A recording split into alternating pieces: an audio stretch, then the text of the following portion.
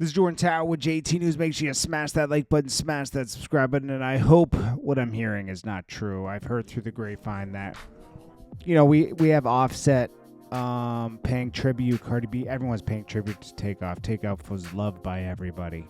And some people are blaming Quavo. I heard Offset possibly could be blaming Quavo for what happened that evening when it's clearly not his fault. He got into an argument and things got heated, as they do at many events. Okay, and I really hope Offset's not blaming Quavo. I hope that's just a false rumor that's going around, and I hope that they can come together in this time of tragedy and make an album honoring Takeoff and putting money aside for his mother and his loved ones that he took care of. There's going to be, when someone passes, there's going to be a lot of unresolved things, and those things need to be resolved, and Quavo and Offset need to go on for Takeoff. And, the only people to blame, you can't, blame one specific person. You got to blame kind of the environment they were in. They were in Houston. They felt comfortable with the Prince family. They were there for the Prince event. Not Jay Prince, but the Sons. They didn't keep them safe. They actually put them in a dangerous environment around their people, which overreacted, and obviously we got the result of Takeoff not being here anymore. So it's pointing a finger not at one person specifically, but the environment they were in at the moment. The Migos obviously didn't feel safe. Quavo was arguing and wanted to leave, just was going to leave peacefully, and they raise up. Something was it's like, that's straight up murder, and I hope that person goes to jail for a long time, and anyone involved.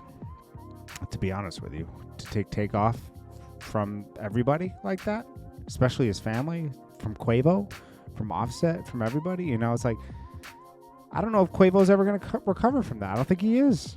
I don't blame him for never recovering from that. That's horrible.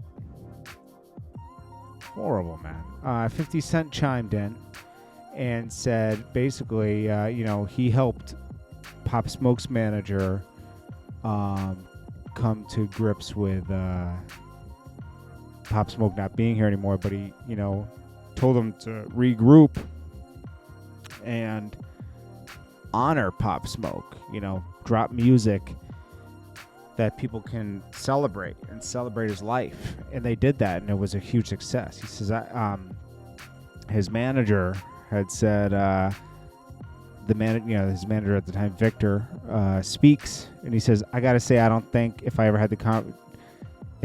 never had this conversation with 50, I don't know if this album would have came out. So when Pop Smoke passed, 50 kept trying to get in touch with me, so I finally went to go see him. I couldn't listen to Pop Smoke's music, and 50 was like, yo, you're being selfish. You can't let your emotions or you being in a depressed state stop you from executing the plans you guys had. 3 weeks ago, you guys were here in my office talking about taking over the world. He passed away, but who's going to keep the legacy going? Who's going to make sure the music comes out so he could take care of his family? He's like, that's on you. I get you're sad and I get all that kind of stuff, but this ain't the time for that. I mean, that's one way of looking at it. And he sent that message to Quavo, and I hope Quavo is able to gather himself over the next few weeks and honor his nephew. This is Jordan Tower with JT News, and I love you all, and I appreciate you all, and I hope you guys are staying safe. Peace.